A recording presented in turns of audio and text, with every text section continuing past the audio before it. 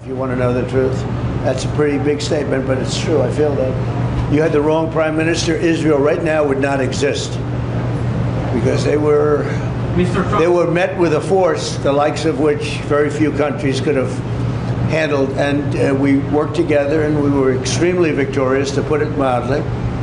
Now I hear that Iran is trying to build up again, and if they are, we're going to have to knock them down. We'll knock them down. We'll knock the hell out of them, but hopefully that's not happening. I heard Iran wants to make a deal. If they want to make a deal, that's much smarter. You know, they could have made a deal the last time.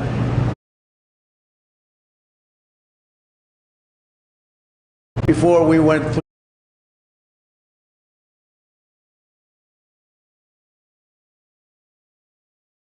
through, you know. Melech 24 News Israel, would you support the overthrow of the Iranian regime? Of who? Iranian regime. I'm not going to talk about overthrow of a regime. They've got a lot of problems in Iran. They have tremendous inflation. Their economy is bust. Their economy is no good. And I know that people aren't so happy, but don't forget, every time they have a riot or somebody forms a group, little or big, they start shooting people. You know, they kill people. And the people tend to, I've watched this for years. There's tremendous discontent. They form 100,000, 200,000 people. All of a sudden, people start getting shot. And that group disbands pretty quickly. So I've watched it for years. They're vicious, vicious people. Yeah. Mr. President, will you support an attack, Israeli attack on Iran, if Iran will not have a deal? If Iran will continue with their ballistic missiles and also nuclear weapons? If they will continue with the missiles, yes. The nuclear, fast. Okay. One will be yes, absolutely. The other was, we'll do it immediately. Mr. President, Yaron Avraham from Channel 12 News. What are your plans regarding Gaza for the next few weeks? Well, we're going to be dealing on Gaza. That's why this very great prime minister is here right now. We're talking about Gaza. We're talking about a lot of things. We have about 5 major subjects that we're discussing, and Gaza will be one of those subjects. Mr. President, can you guarantee that the last hostages, unfilled, will be released before we continue to the second phase of the Gaza plan? Well, let's put it this way. Every hostage just about that's been released was released because of me, Steve Witkoff, Jared Kushner, my whole team, Marco Rubio, Pete Hegseth. They were all released because of us. None were released in the Biden administration. None. They were all released because of us. Then we had a lack of releases with respect to the dead. And all of a sudden they started coming back because I said, nope, you said you were going to. We have one wonderful young man whose parents are right now inside. And he's, what beautiful parents, a beautiful brother, sister, and like a beautiful family, and they're waiting for the son. It's the only one left, and we're doing everything we can to get his body back. And the parents just said, hopefully he's alive. And I said, I'd love you to think that way. Okay? President so we're Trump, doing everything we can. do you have President Trump? Out of all of these people, and I'm not just talking about the final 20. Right. Look at all of the people. What do you think the total number is? 255. 255. 254 came out, one more. Think of that. And we got them all. President Trump, does the reconstruction of Gaza, President Trump, does the reconstruction of Gaza, Just let her go. does the reconstruction of Gaza will begin even before Hamas is disarmed? I think it's going to begin pretty soon, yeah. Before Hamas is He's disarmed? looking forward to it, so am I. Look, what a mess. What a mess it is. And it's been a mess for centuries, really. It's been a mess for a long time. It seems to be born for that, but we're gonna straighten it out. No, we're already starting certain things. We're doing things for sanitary conditions and others. But Gaza's a tough place. You know the expression, it's a tough neighborhood. That's truly a tough neighborhood. Yeah, you had a question in the back? Go ahead.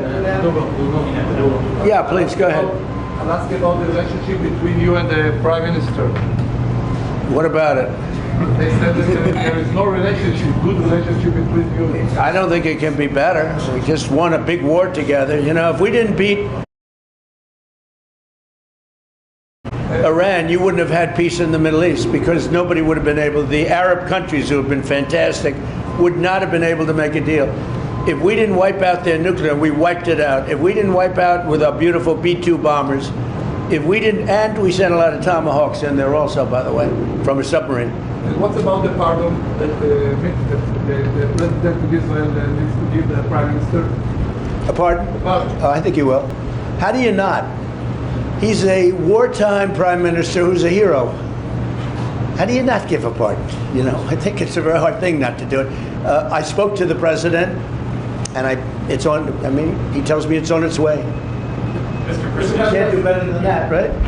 Please. Mr. President, could I follow up on Venezuela? Was the facility taken out by the U.S. military, or was it another entity like the CIA? Well, I don't want to say that. I know exactly who it was, but I don't want to say who it was. But you know, it was along the shore.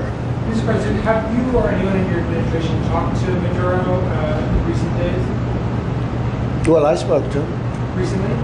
pretty recently, but nothing much comes of it. Yeah. Mr. President, can you explain the importance? You have to understand what he's done. They've sent billions of dollars of drugs in, but maybe just as bad, they've sent hundreds of thousands of people in from jails, from prisons, from mental institutions and insane asylums. The drug lords, the drug dealers were all sent into our country. But think of it, what he's done.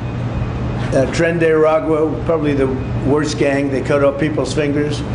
One man made a phone call to complain about them. He cut off their hand. They cut off his hand.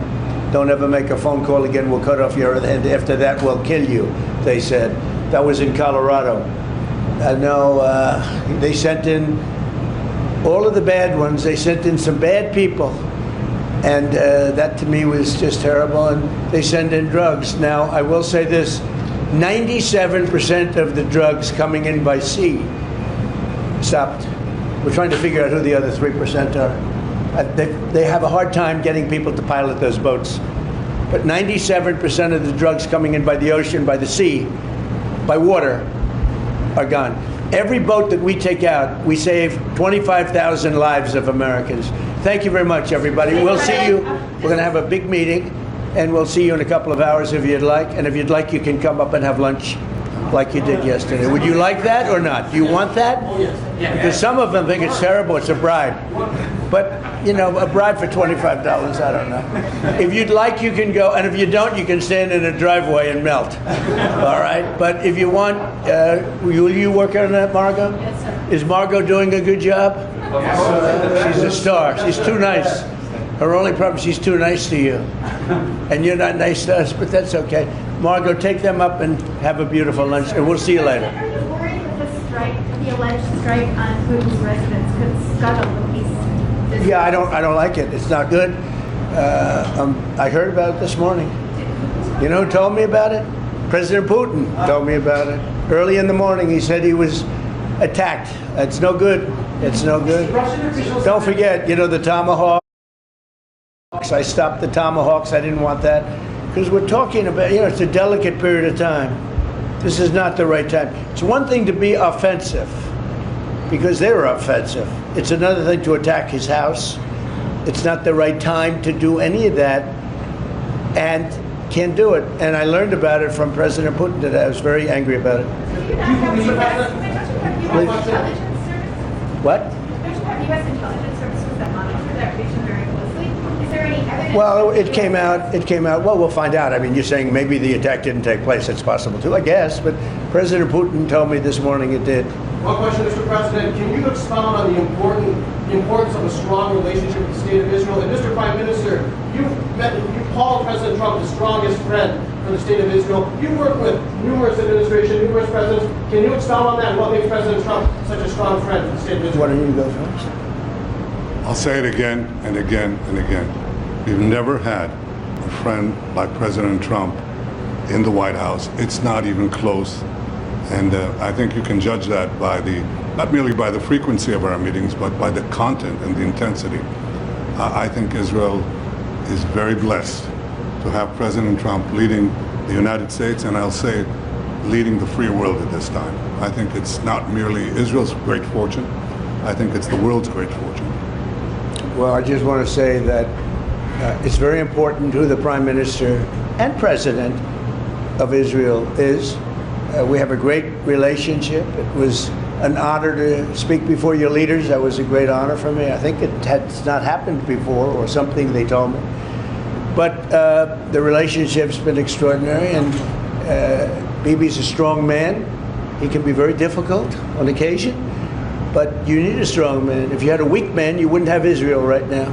Israel would have been, Israel with most other leaders would not exist today. They would not exist. And now they're stronger than ever. Yeah, please. Are you going to ask Netanyahu to sign an agreement with Syria? Well, I hope he's going to get along with Syria, because the new president of Syria is working very hard to do a good job. He really is. I know he's a tough cookie, and he's, you're not going to get a choir boy to lead Syria. That's the one thing I would say. So I hope they're going to get along, because, I dropped the sanctions on Syria because otherwise they wouldn't have had a chance. We want to see Syria survive. So we're going to be talking about Syria too. Okay. Thank you very much, everybody. Have a good time. Go have a good lunch. Thank you, Mr. Prime President. Minister Netanyahu, Thank there's you. a lot of facts regarding After you hear these things, I think better to quit now. Thank you. Thank you. That's good.